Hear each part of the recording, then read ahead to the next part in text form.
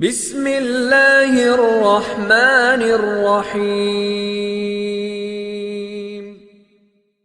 Assalamualaikum warahmatullahi wabarakatuh. Waalaikumsalam warahmatullahi wabarakatuh.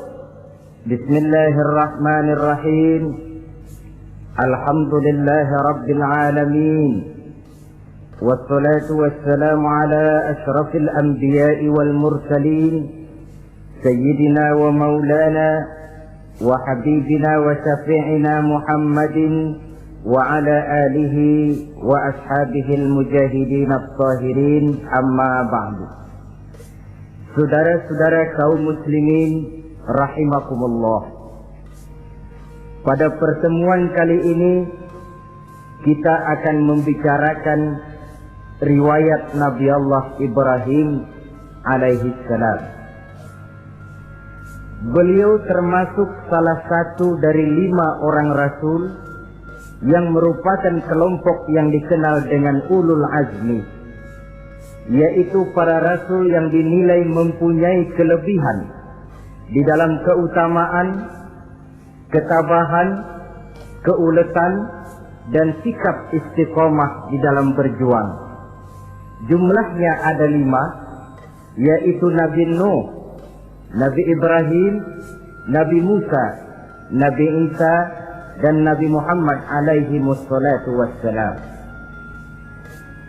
Sebagaimana yang kita maklum bahwa Nabi Allah Ibrahim alaihi salam lahir pada masa pemerintahan Raja Namrud laknatullah alaih. Namrud adalah figur yang lebih merupakan kekuatan daripada keadilan, lebih merupakan kezaliman daripada kebijaksanaan. Ia seorang raja yang memerintah secara sewenang-wenang, lalu dengan segala macam cara berusaha mempertahankan kekuasaannya.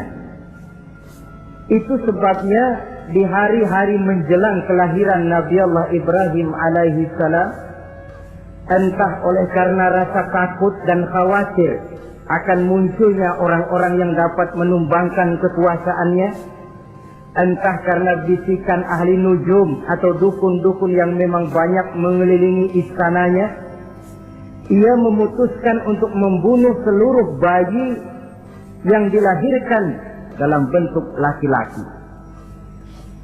Ini dilatar belakangi oleh kekhawatiran akan muncul seseorang yang dapat menghancurkan kekuasaannya, sebagaimana Fir'aun laknatullah alaih.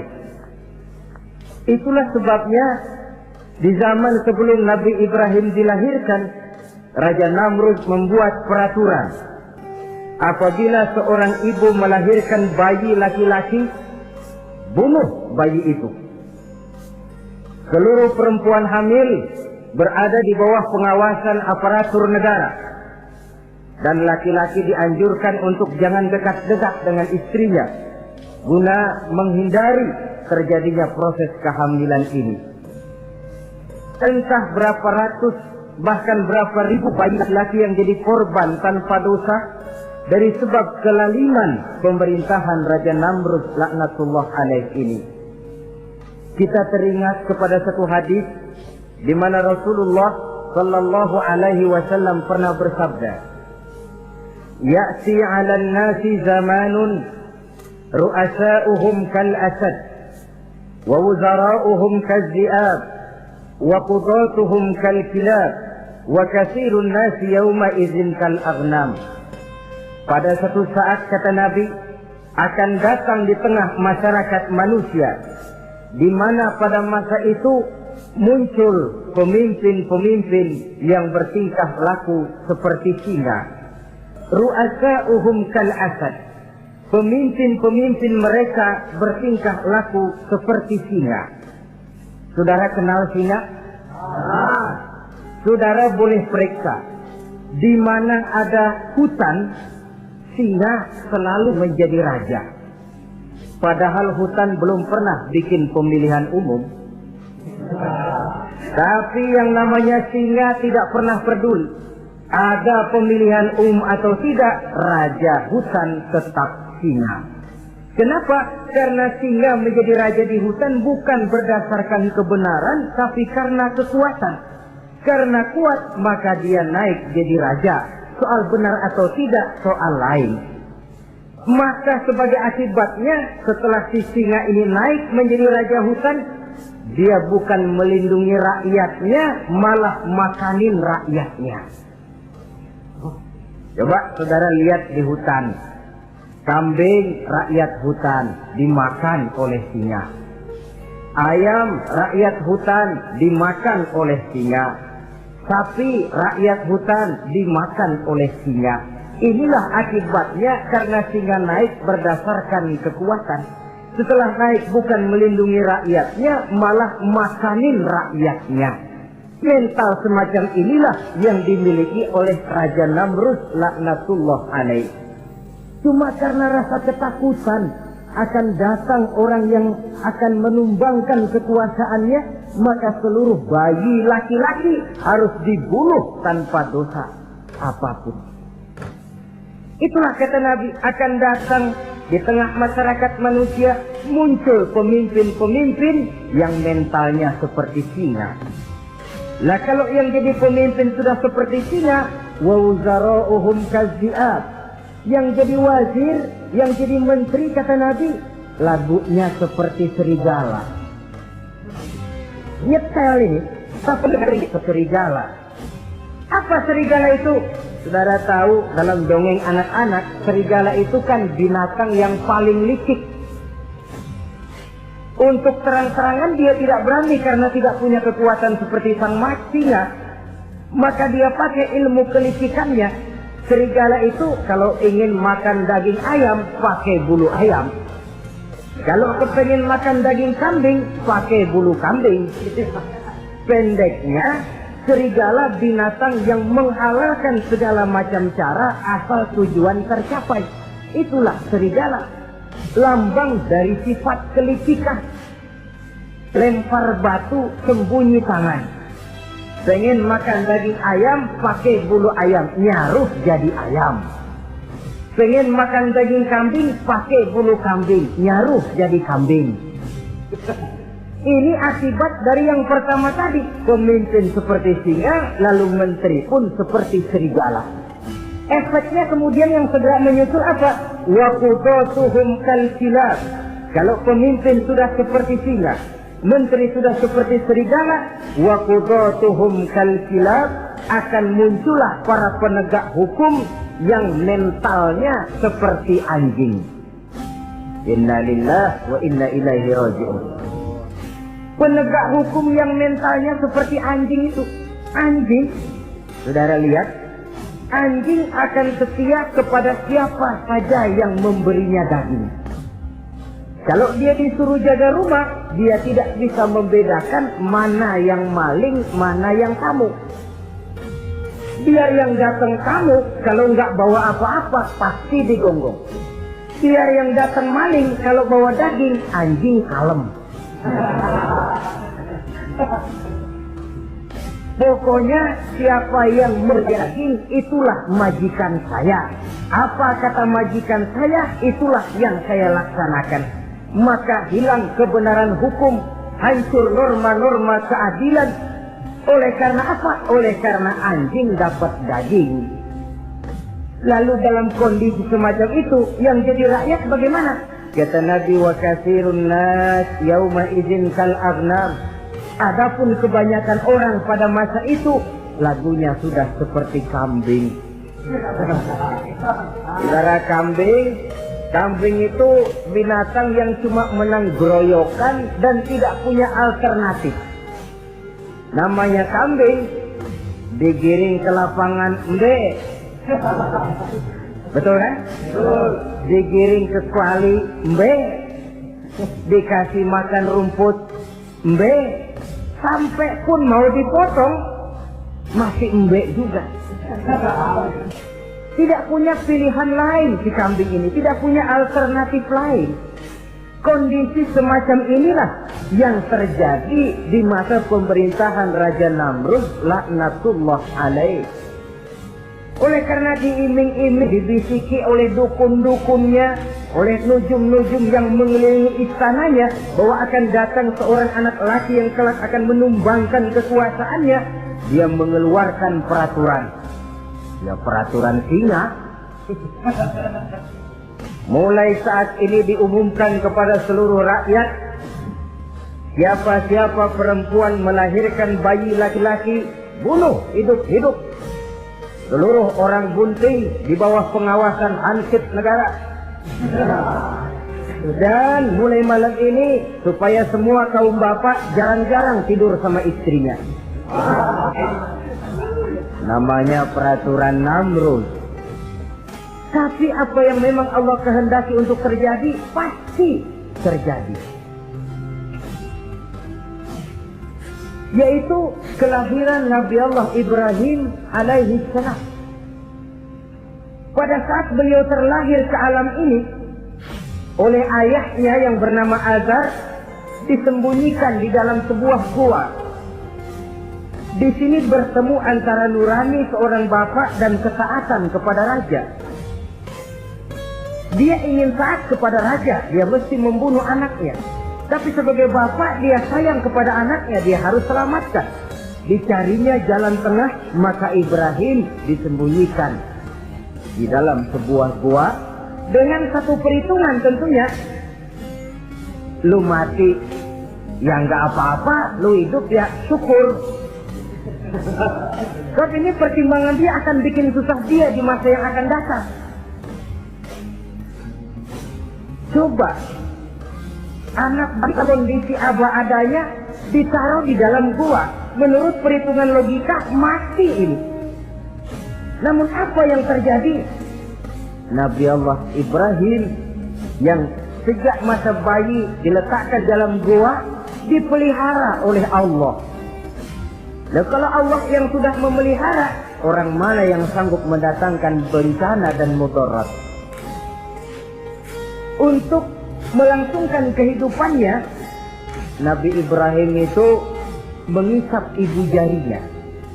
Dan konon menurut riwayat, dari ibu jarinya itu keluarlah madu. Sehingga walaupun tidak didampingi oleh ayah dan ibunya, tinggal di dalam gua seorang diri, pertumbuhannya sebagai seorang bayi menjadi seorang anak, tumbuh dengan pesat sebagai lazimnya anak-anak yang lain. Dalam ilmu tauhid, ini yang dinamakan irhas. Tanda-tanda yang diberikan kepada seseorang yang akan dipilih menjadi rasul pada saat dia masih anak-anak. Ini yang dinamakan irhas. Adapun kalau dia sudah diangkat menjadi rasul, maka tanda-tanda itu dinamakan mukjizat.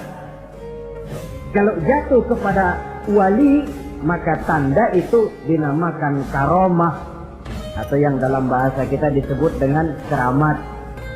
Jadi kan kita ini dalam kehidupan anak-anak kita kadang-kadang bisa melihat bakat yang dimilikinya pada saat dia masih kecil. Tanda-tanda itu ada.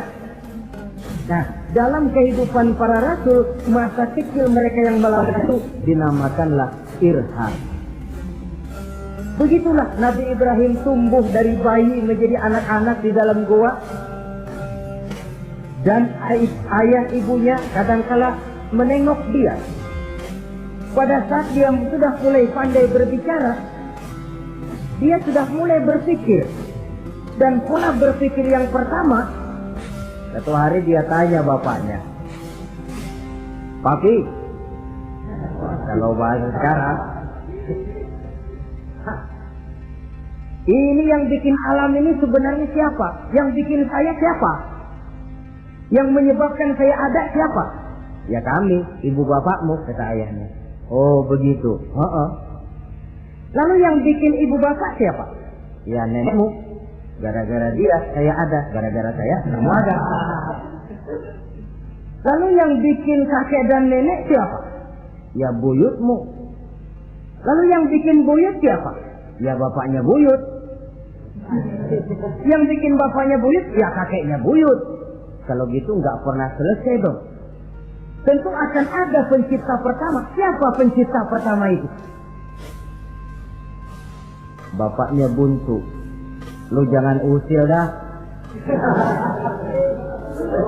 Temen-temen lu juga nggak pernah nanyain urusan kayak begini. Kayak nggak puas, Pak. Begini sekarang, saya mau tanya. Ini kaum kita nyembah apa? Nyembah berhala. Nah, yang bikin berhala itu siapa? Saya, bapakmu, Hazar. Kaum kita menyembah berhala, ini bapak. Kenapa nggak nyembah bapak aja kok tanggung-tanggung? Jawaban ayahnya tidak membuat ia jadi puas. Terus merenung siapa gerangan pencipta pertama, siapa gerangan yang patut disembah dengan sebenarnya, siapa gerangan pencipta alam semesta ini. Bila malam datang, dia melihat bintang gemintang bertabur menghias cakrawala. Dia berkata, ini yang patut dianggap Tuhan, tinggi, terang, benderang. Tapi manakala besok pagi bintang tenggelam, dia pun bilang, la uhibbul afilin. Saya tidak suka kepada yang tenggelam. Masa Tuhan tenggelam? Ketika malam datang, bulan pun terbit. Nah, ini barangkali yang Tuhan. Ini lebih besar dari yang semalam. Tapi bila bulan pun terbenam, lagi-lagi dia bilang Tuhan tidak mungkin terbenam. Lalu bila matahari terbit, nah ini enggak salah lagi. Ini lebih gede dari yang dua-dua kemarin. Ini pasti Tuhan. Dan manakala matahari terbenam, dia pun berkata, Tuhan tidak akan pernah terbenam.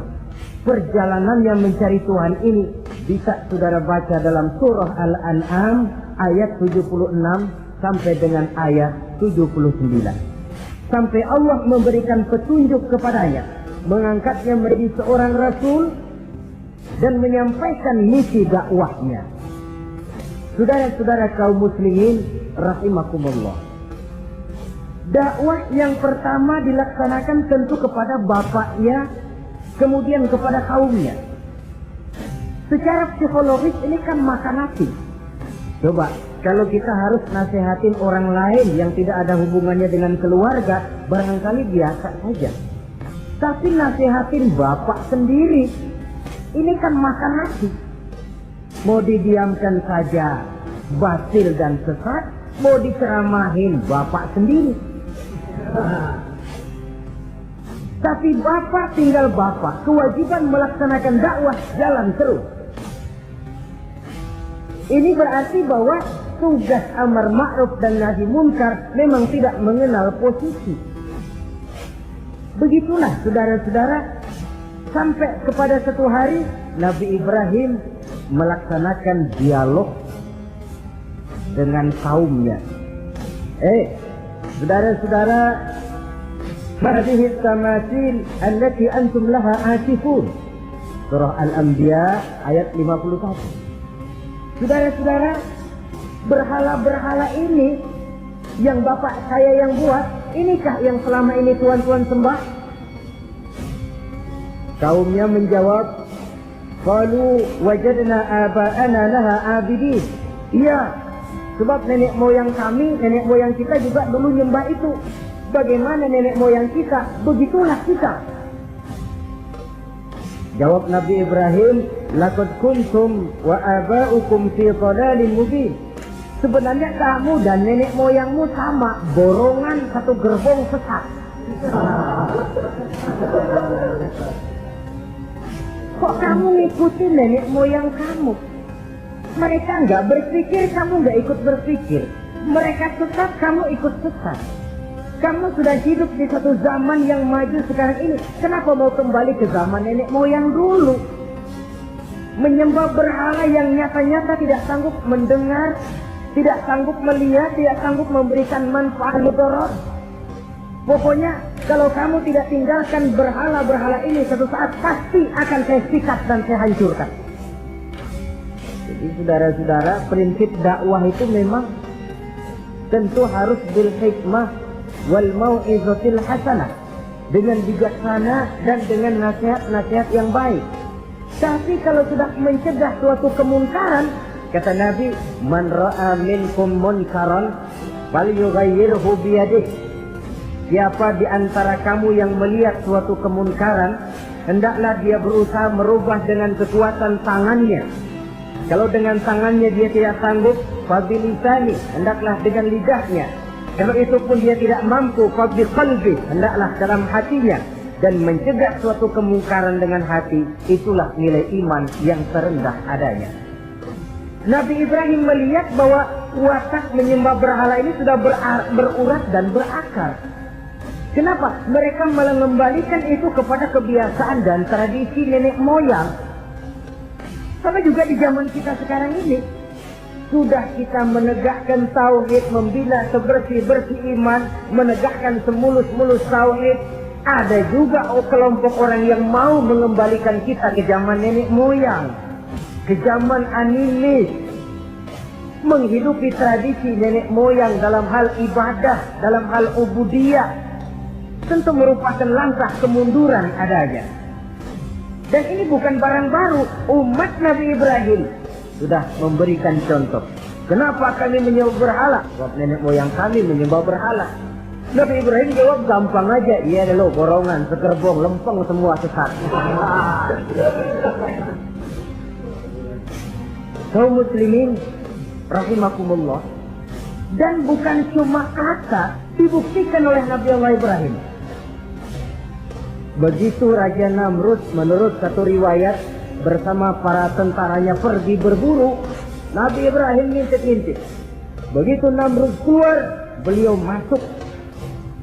Kalau istilah kita, ke tempat Namrud ibadah, ke masjidnya dah. Di mana di situ tersimpan seluruh berhala yang mereka sembah, dari yang paling gede sampai yang paling kecil. Nabi Ibrahim masuk bawa kampak.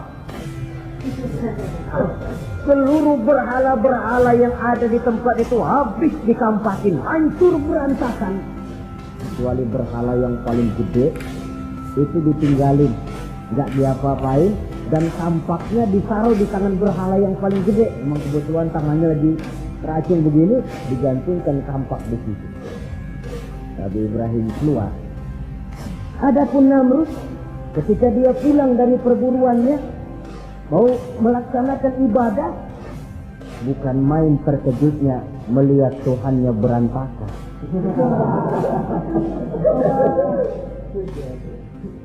Waduh, ini celaka kerjaan siapa ini?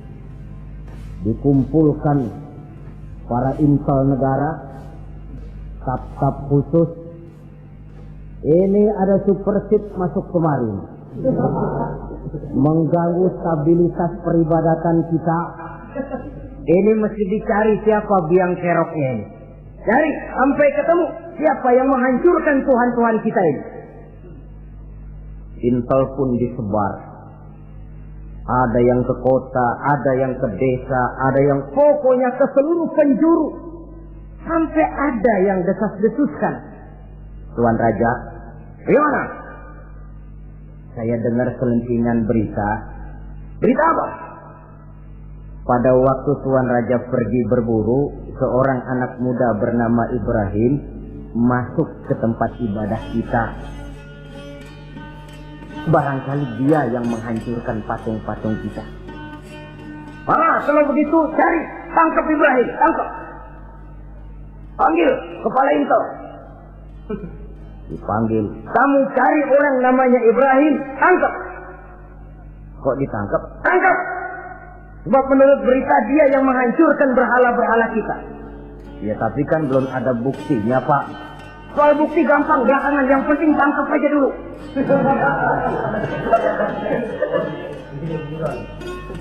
Ini super ship ini. Saudara-saudara, dicarilah Nabi Allah Ibrahim, ketemu, dihadapkan kepada Raja Namrud, disidang di pengadilan terbuka, disaksikan orang banyak, dibuka oleh Raja Namrud. Sidang luar biasa dalam rangka memeriksa dan mengadili tertuduh Ibrahim. Dengan ini kami buka, kami nyatakan dibuka untuk umum. Terdakwa supaya dibawa ke dalam ruangan sidang. menghadapkan Nabi Ibrahim. Nama Ibrahim. Orang tua. Tuduhan menghancurkan berhala. Hadza bi alihatina ya Ibrahim. Hai Ibrahim, benarkah kamu yang menghancurkan Tuhan-Tuhan kami? Ah, siapa bilang? Ada berita yang sampai kepada kami. Ketika kami keluar, kau masuk ke tempat kami ibadah. Ngaku aja dan ngaku. Daripada urusan jadi panjang, mendingan ngaku aja dah. Kata Nabi Ibrahim, enggak. Bal fa'aluhu kabiruhum hada. Yang menghancurkan berhala-berhala Tuhan, berhala yang paling besar ini. Yang paling besar ini. Besarnya nunjuk ke patung, ininya nunjuk ke dirinya. Kabiruhum kepada berhala, hada kepada dirinya sendiri. Wah, enggak, kata Nabi Ibrahim. Setahu saya enggak semua berhala hancur. Saya dengar yang paling gede enggak apa-apa. Ya, dan ada kampak di tangannya. Kali yang gede tuh iseng. Jadi yang kecil-kecil ini dikampakin semua sama yang gede. Oh, buktinya kampak masih ada di tangannya, kok tanya aja dia. Kata Namrud, Ibrahim, kamu sudah gila apa? Kenapa? Masa kayak disuruh nyembah berhala, disuruh nanya berhala? Jadi nggak bisa jawab dia? Nggak bisa jawab. Nah kalau nggak bisa jawab, kenapa disembah? Yang gila saya apa sampean?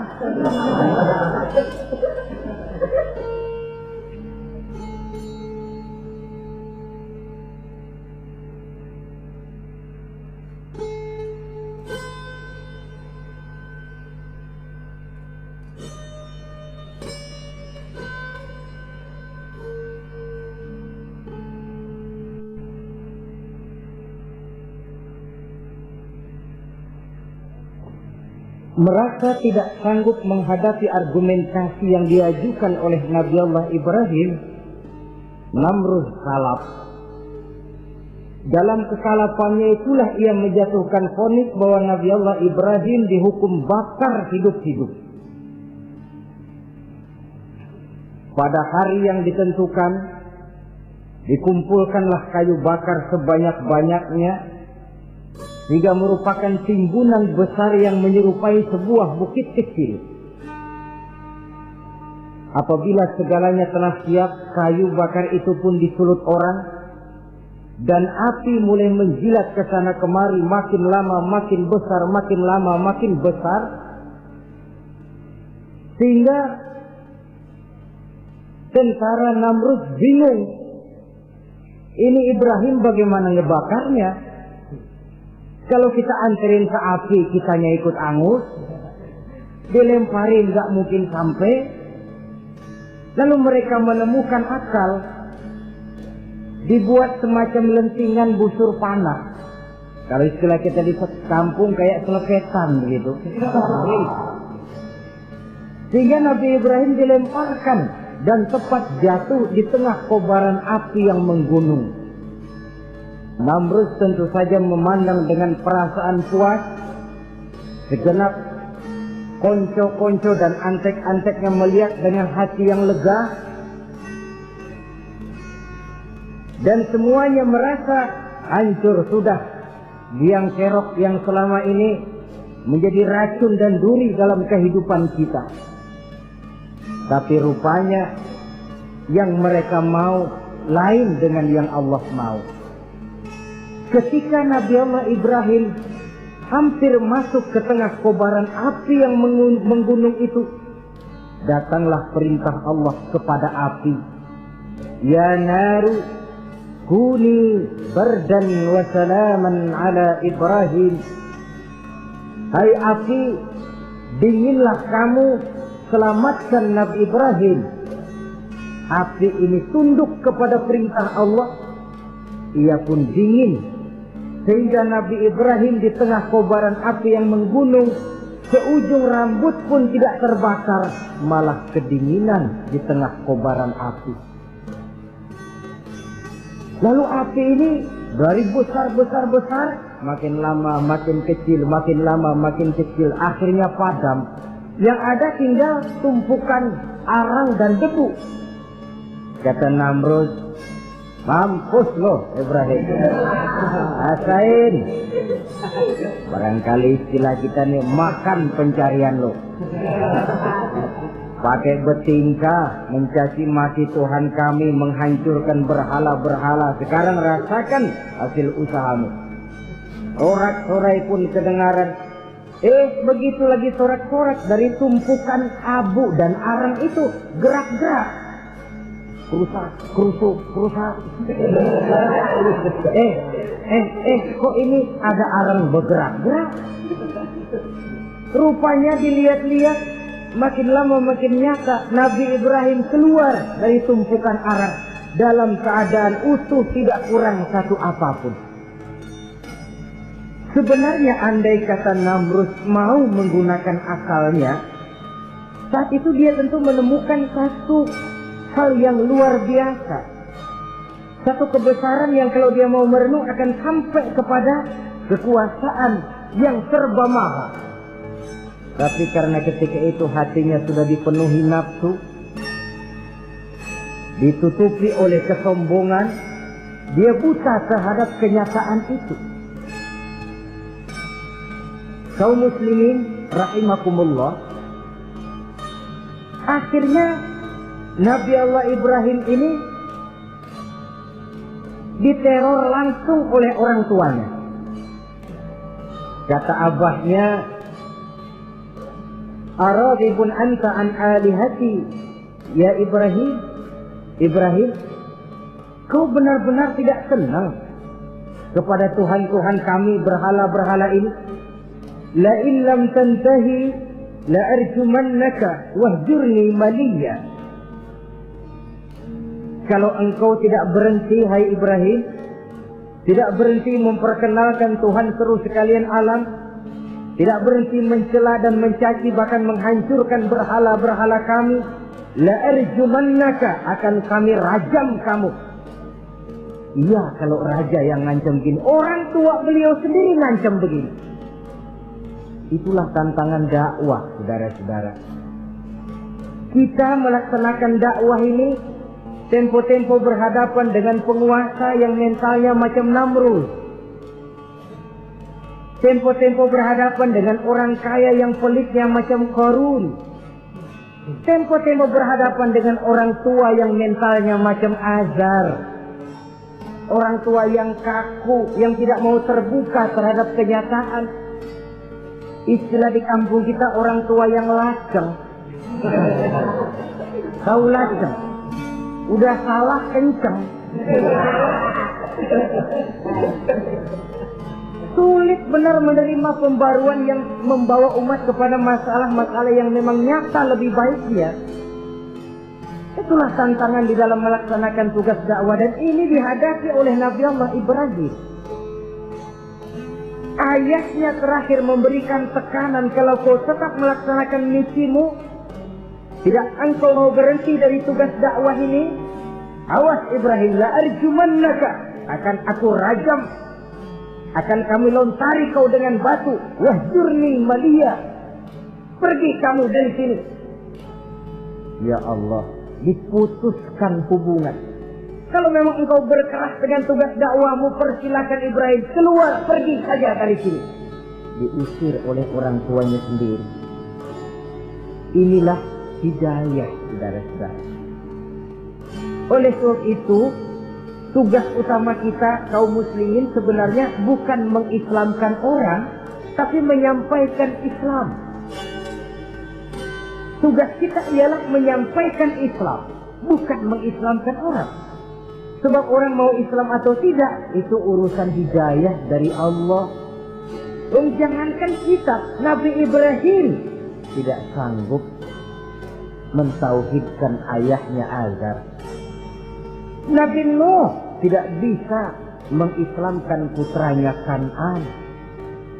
Bahkan Nabi kita Muhammad SAW pun tidak bisa memberikan hidayah kepada Abu Jahal dan Abu Lahab. paman Nabi, orang tua Nabi, anak Nabi, istri Nabi sekalipun, hidayah tidak diberikan kepada mereka, mereka tidak terpanggil mengikuti kebenaran. Kalau sudah kenyataan ini yang kita temui, kembalilah kepada konsep Quran. Allahumma inni qad ballaghtu, wahai Allah, seruanmu sudah saya sampaikan, dakwahmu sudah saya canangkan, ajakan kepada tauhid sudah saya sampaikan. Allahumma inni qad ballaghtu, sudah saya sampaikan ya Allah. Perkara mereka tidak mau ikut, itu karena semata-mata hidayah berada di tanganmu ya Allah.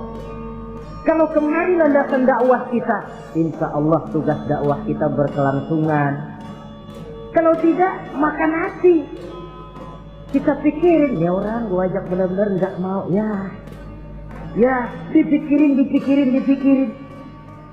Saya ajak ngaji malah dikasih mati, saya ajak yang baik malah saya dicemoohkan. Kok begini dakwah? Akhirnya dipikirin, sakit jantungan. Sudah orang nggak kena kita ajak beriman, kita sendiri makan ke dalam. Itulah Quran meletakkan konsep di dasar, sampaikan dakwah dengan baik, bil hikmah wal mau'izatil hasanah wajadilhum billati hiya ahsan. Kalau ternyata metode sudah baik tapi orang tidak juga mau beriman, tanamkan dalam hati, Allahumma inni qad ballaghtu, ya Allah, tugas saya cuma sekedar menyampaikan. Perkara mereka tidak mau, saya sudah menyampaikan ya Allah, terserah hidayahmu. Kelapangan jiwa akan kita temui di sana. Entah berhadapan dengan penguasa yang punya mental kayak Namrud, bertingkah laku sewenang-wenang, aji mumpung, mentang-mentang kuasa lalu saenake dhewe, menghitamkan yang putih, memutihkan yang hitam menurut seleranya saja. Entah berhadapan dengan orang kaya yang punya mental seperti Qarun, makin kaya tapi makin bakhil, atau berhadapan dengan orang-orang tua yang punya tingkah laku seperti Azar. Diperlukan sikap lapang dada untuk menyampaikan risalah Islam ini. Terhadap reaksi keras dari abahnya ini apa? Kata Nabi Ibrahim. Surah Maryam ayat 47 menjelaskan, Salamun alaika sa'astaghfiru laka rabbi innahu kana bi hafiyya wa a'tazilukum wa ma ta'buduna min dunillah. Kalau memang begitu apa? Salamun alaika. Oke Abah, selamat jalan. Marilah kita tempuh jalan kita masing-masing. Saya memang anak Bapak, tapi tauhid adalah prinsip. Allah Tuhan saya. Ini prinsip. Kalau Bapak tidak mau mengikuti seruan saya, padahal saya sayang kepada Bapak, saya cinta kepada Bapak, saya tidak ingin Bapak bersekutu dengan setan, saya tidak ingin Bapak menemani setan di dalam neraka, saya ingin menyelamatkan Bapak. Tapi ini rupanya vonis Bapak, hendak merajam saya, mengusir saya dari sini. Oke Bapak, salamun alaika, selamat jalan. Sa'astaghfirullah, saya akan memohon ampun kepada Allah untuk Bapak. Memohon ampun. Jadi walaupun dalam Islam kita berbeda akidah dengan orang tua, tetapi kewajiban untuk berbakti tidak menjadi putus karenanya. Dalam surah Luqman dijelaskan, apabila kedua orang tuamu memaksamu untuk menyekutukan Allah, jangan taati. Tetapi sungguh pun demikian, wa sahibhuma fid dunya ma'rufa. Tetaplah engkau pergauli keduanya di dunia ini secara baik. Toleransi yang besar ditunjukkan oleh Islam. Dan lebih besar lagi dilaksanakan oleh Nabi Allah Ibrahim. Sungguh pun Bapak sudah mengusir saya, menolak mentah-mentah ajaran tauhid, tetap juga menyembah berhala, tetap juga bersekutu dengan setan. Saya akan memohonkan ampun kepada Allah untuk Bapak. Wa atazilukum, saya akan menjauhkan diri dari apa yang Bapak sembah, dari apa yang kaum kita sembah selain daripada Allah. bapak menyembah berhala, kaum kita ini menyembah berhala, wa a'tazilukum, saya akan menyingkir dari semua itu. Selamat jalan Abah. Istilah kita goodbye my dear. Ini jalan yang membedakan saya dengan Abah. Jalan tauhid dan jalan syirik. Di sini kita harus berpisah. Walaupun dengan berat hati kita berpisah. Jadi keluarga dan akidah punya garis yang jelas. Umumnya, ya walaupun baik tapi memang harus ditingkatkan. Umumnya kita ini kan mayoritas merasa sebagai muslim karena keturunan. Kenapa kamu Islam? Bapak saya Islam, nenek saya Islam, saya Islam. Baiklah, itu pun baik. Pada mulanya memang harus begitu. Tapi lambat laun kita tentu harus merasakan bahwa keberadaan kita dalam Islam tidak cukup cuma karena faktor keturunan. Dengan kata lain, kita harus memperbaiki kualitas keislaman kita. Inilah proyek utama kita sekarang, mengislamkan orang Islam. Saudara-saudara kaum muslimin rahimakumullah. Maka Nabi Ibrahim pun meninggalkan orang tuanya, meninggalkan kaumnya, uzlah, hijrah ke tempat Baitul Maqdis, daerah di Palestina sekarang ini. Sejarah kehidupan Rasul umumnya memiliki kemiripan. Rata-rata ditentang oleh kaumnya sendiri dan sebagian besar lalu hijrah. Itu barangkali memang resiko dari satu perjuangan.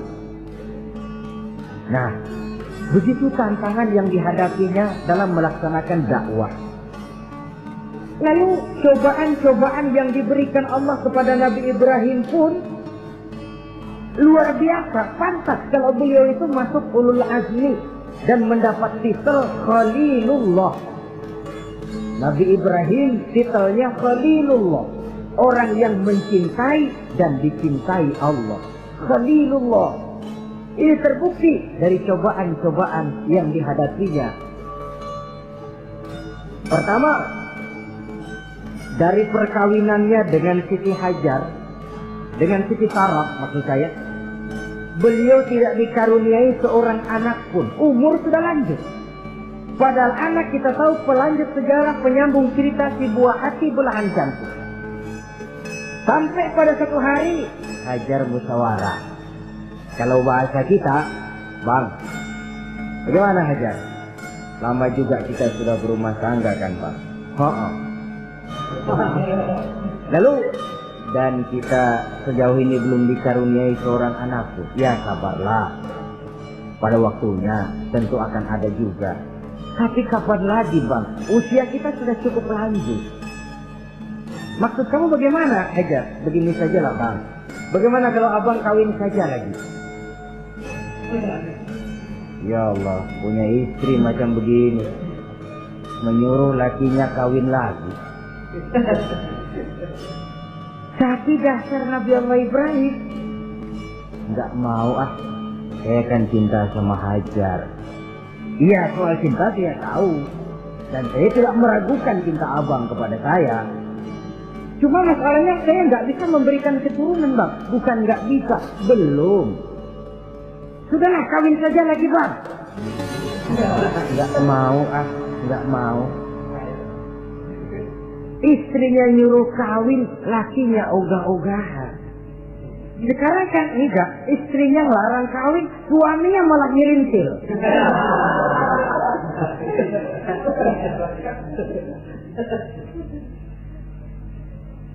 Sampai ketika didesak kata Ibrahim, ya kalau itu yang Sarah Hajar mau, biarlah, jadilah. Saya mau kawin lagi dengan syarat kau yang mencarikan istri untuk saya itu. Oleh Siti Hajar dipilihkan Siti Sarah. Kawinlah Nabi Ibrahim dengan Sarah. Dari Sarah ini beliau dikaruniai seorang putra bernama Ismail alaihi salam. Nah, cobaan datang untuk menguji Khalilullah ini. Hai Ibrahim, kau cinta kepadaku, kata Allah, seolah-olah setelah kau punya anak, masuk rasa cinta anak ke dalam hatimu. Allah mau buktikan mana cintamu yang lebih besar, kepada anakmu atau kepada aku, kata Allah. Maka turun perintah untuk menyembelih anaknya sendiri. Satu riwayat menceritakan bahwa latar belakang perintah menyembelih anak ini sebenarnya gara-gara Nabi Ibrahim juga ketelepasan ngomong. Beliau pernah menyembelih 300 ekor onta dan 1000 ekor kambing. Dagingnya dibagikan kepada fakir miskin. Dilaksanakan penyembelihan itu untuk mendekatkan diri kepada Allah. Dekat. Tidak cuma manusia, malaikat kagum, dipuji Nabi Ibrahim. Bukan main Ibrahim, kaya berani. Ya, kalau miskin berani nekat kali. Ini kaya berani. Menyembelih 300 unta, 1000 kambing, dagingnya disedekahkan kepada fakir miskin. Luar biasa Ibrahim. Ketika dipuji orang banyak itulah beliau timbul sifat manusianya. Apa kata beliau? Saya mah jangankan kambing sama unta, anak juga kalau saya punya disuruh potong, saya potong untuk mendekatkan diri kepada Allah. Kenapa ketelepasan ngomong begitu? Sebab waktu itu belum punya anak, ngomongnya enak. Sama juga kita, gue mah kalau punya motor siapa juga ketemu di jalanan gue boncengin. Lagi belum punya. Kalau udah punya lain gayanya. Itu biasa, itu omongan orang belum kaya emang begitu.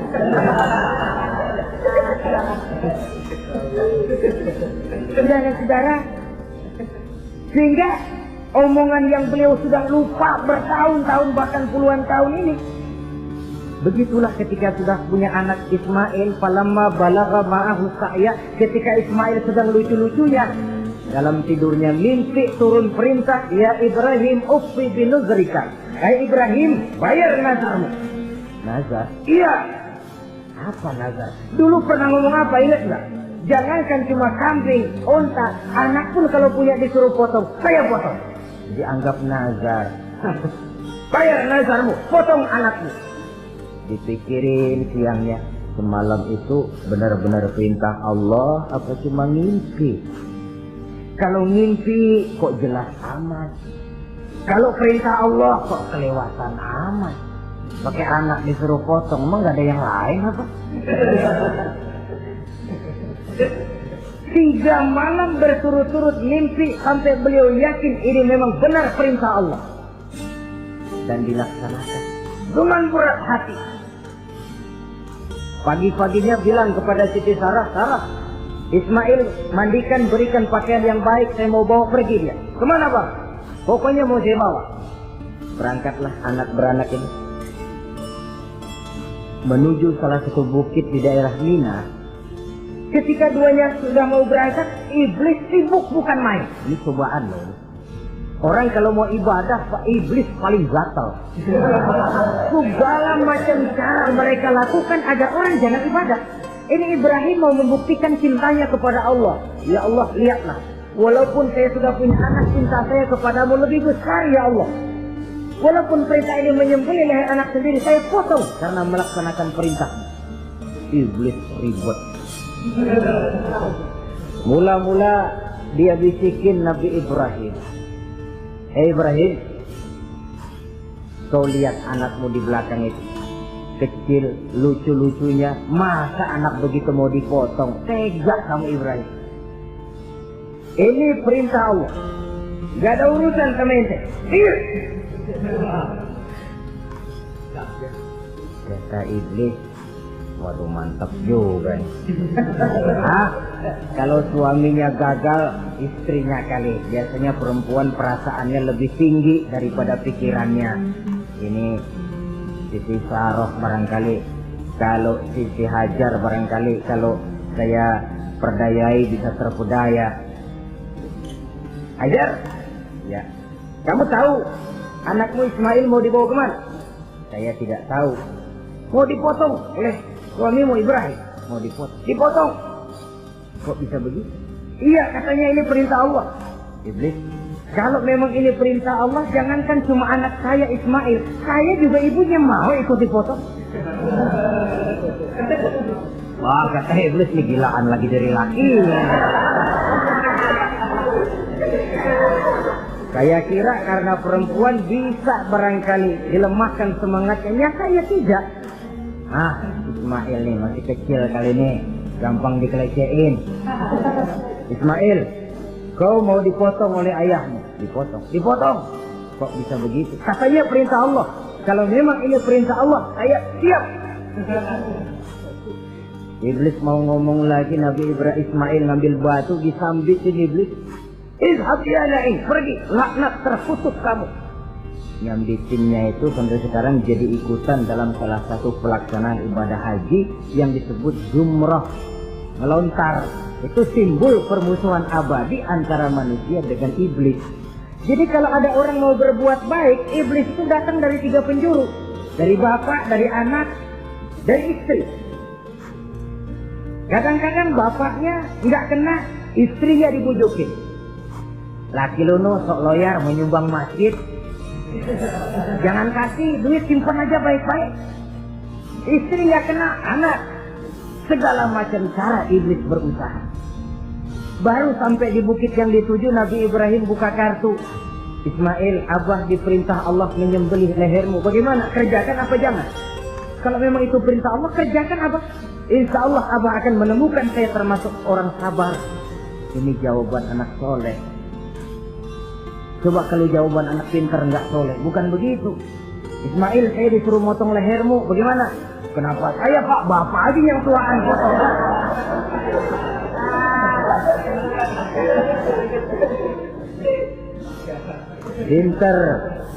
Pinter, tapi nggak soleh ya begitu itu, minteri jadinya.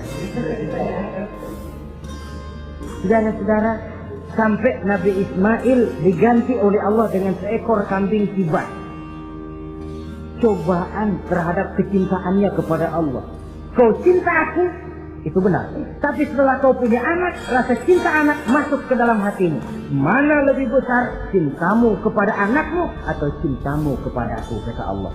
Terbukti cintanya kepada Allah lebih besar daripada cintanya kepada anaknya.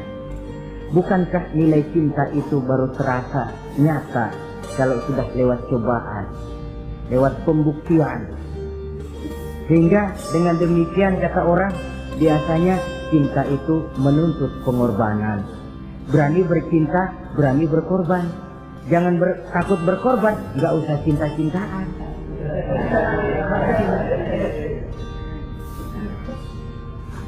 Saudara-saudara, sebab kalau orang sudah berbuat untuk sesuatu yang dicintainya, sangat boleh jadi si lemah akan jadi kuat, yang jauh jadi terasa dekat, yang takut jadi berani. Kalau orang sudah melakukan sesuatu untuk yang dicintainya. Seorang bapak karena cintanya kepada anaknya, dia rela pergi pagi pulang sore, peras keringat banting tulang supaya hari depan anaknya lebih baik daripada dia. Seorang suami yang cinta kepada istrinya, tidak soal dia kepanasan dan kehujanan, mencari yang sulit-sulit yang diinginkan oleh istrinya. Contoh paling dekat saja, kalau istrinya sedang mengidam, dia tengah malam buta minta mangga dan gak musim mangga, rusak-rusak suaminya cari mangga. Cinta memang membuat yang jauh jadi terasa dekat. Lalu cobaan lain ketika turun perintah melaksanakan khitan. Umur beliau menurut riwayat Abi Daud sudah umur 80 tahun. Di zaman belum ada pisau cukur, silet, gunting, kulit sudah alot. Tapi ini perintah Allah, laksanakan, resiko belakangan. Nabi Ibrahim pandai memilah mana kepentingan pribadi, mana perintah Allah. Nah, perkara beliau nanti pindah ke Mekah, membangun Ka'bah sampai kepada hari tuanya, ini berkaitan dengan Nabi Allah Ismail, dan akan kita bicarakan pada pertemuan di mana kita nantinya akan membicarakan riwayat Nabi Ismail alaihi salam. Untuk riwayat Nabi Ibrahim, walaupun serba singkat, hingga ini sajalah dahulu, dan mudah-mudahan menjadi tamsil, ibarat dan contoh yang bisa kita jadikan pegangan di dalam kehidupan kita sehari-hari. Terima kasih banyak atas segala perhatian. Mohon maaf atas segala kekurangan. Usikum wa nafsi bitaqwallah. Wassalamualaikum warahmatullahi wabarakatuh.